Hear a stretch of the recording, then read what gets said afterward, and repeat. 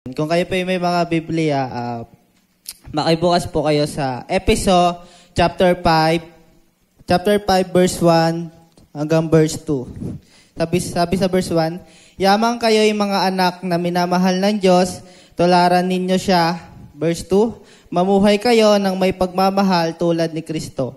Dahil sa kanyang pagmamahal sa atin, inaalay niya ang kanyang buhay bilang mabangong alay at handog sa Diyos. So ayun, maraming salamat sa pagkabasa ng salita ng ating Panginoon.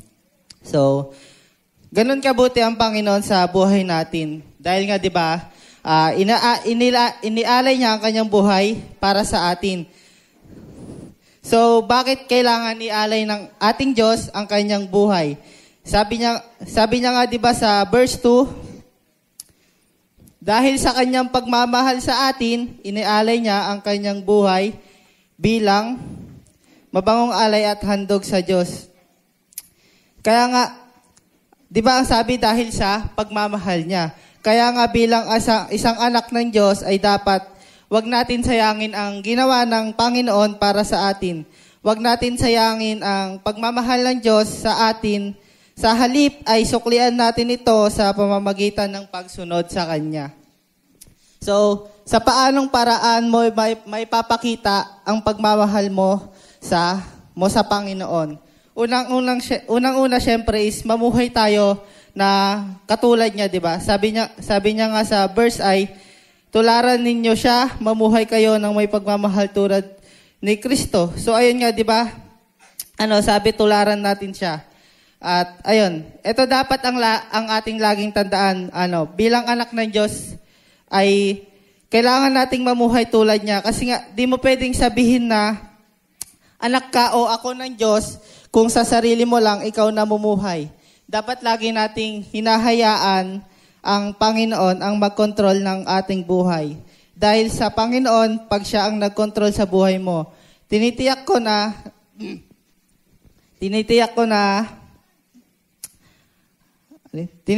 hindi ka malalapit sa mga bagay na ayaw mong mangyari sa buhay mo. Kapatid, lagi lang natin ipagkatiwala ang buhay natin sa Kanya. So ayun, pangalawa is sundin natin ang Kanyang mga utos. So bakit naman natin kailangan sundin ang utos ng ating Panginoon? Una, syempre, tinawag tayo ni Jesus sa pagsunod.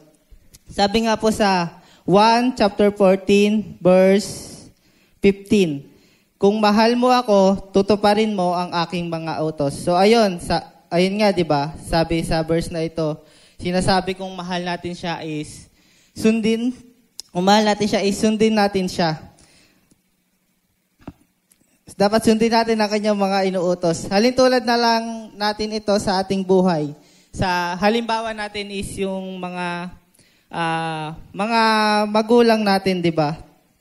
Meron silang mga utos na kailangan sundin. Kasi tulad nga sabi, mahal tayo ng ating mga magulang. Ayaw ng ating mga magulang na napapahamak tayo.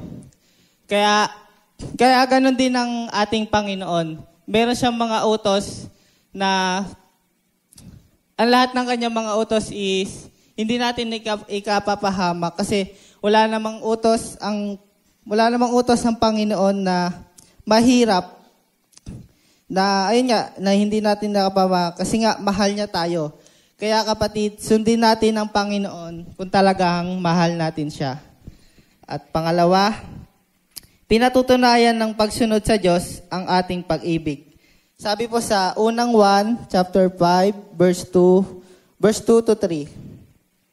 Sa pamamagitan nito, alam natin na mahal natin ang mga anak ng Diyos. Kapag iniibig natin ang Diyos at sinusunod ang kanyang mga utos, sapagkat ito ang pag-ibig ng Diyos na ating tinutupad ang kanyang mga utos at ang kanyang mga utos ay hindi mabigat.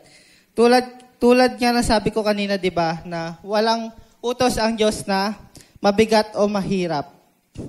At pangatlo, ang pagsuway ay nagpapatulay sa kasalanan at kamatayan.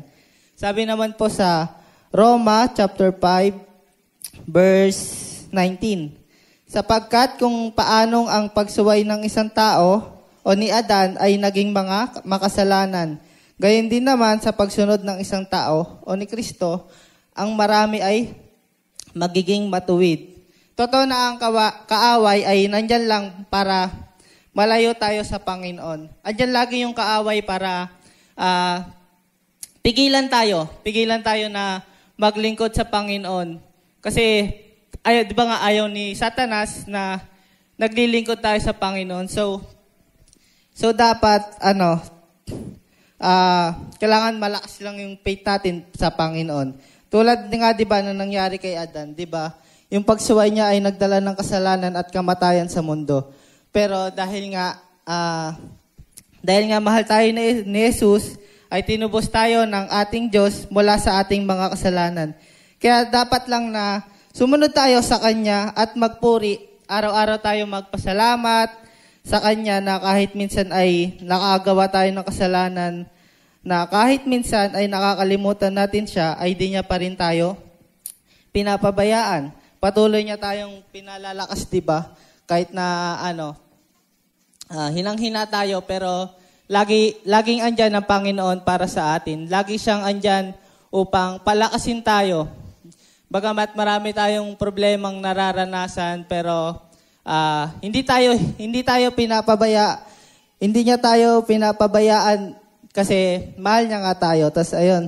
At sabi ko nga minsan na ay kahit nakakalimutan natin siya, pero ang ating Panginoon, kailanman hindi niya tayo kinalimutan. Kapag may problema tayo, ayun nga, lagi siyang andyan para sa atin. At lagi natin tandaan na lagi tayong una sa Panginoon, mga kapatid, dahil special tayo para sa Kanya. At uli, sa pamamagitan ng pagsunod, mararanasan natin ang pagpapala. Sabi po sa mga awit, chapter 128, verse 1 and 4. Mapalad ang bawat tao na kay Yahweh ay may takot, ang maalab na naisi sumunod sa kanyang utos. Ang verse 4, ang sino man kung si Yahweh buong pusong susundin, buhay niya ay uunlad at laging pagpapalain. So, alam ko naman na lahat ng tao ay gusto lang naman blessings, pero huwag ka mag-alala kasi maraming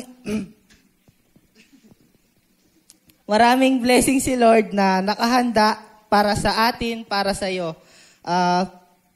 Maraming blessings ang nag-aabang sa atin. Lagi si Lord, punong-puno yan ng pagpapala para sa atin. Ang kailangan lang natin gawin, kapatid, is mahalin mo si Kristo. Mahalin mo si Kristo at sumunod ka sa Kanya. Ibigay mo yung buong puso mo na paglilingkod. Ibigay mo ang buong puso mo na sundin ang Kanyang mga utos. At higit sa lahat, magtiwala ka sa Kanya ng buong puso at tinitiyak ko, ibibigay sa iyo ng Panginoon ang blessings na gusto mo at higit pa sa gusto mo ang ibibigay niya. So, ay lamang po ang aking may share at tayo po ay manalangin. Panginoon, maraming salamat po sa umaga na ito, Panginoon. Panginoon, maraming salamat sa inyong salita na aming napakinggan, Panginoon. Nawa, Panginoon, ay tumatak ito sa aming puso't isipan, Panginoon. Maraming salamat po, Panginoon. Sa inyo namin ibinabalik ang papurit pasasalamat. In Jesus' name, Amen.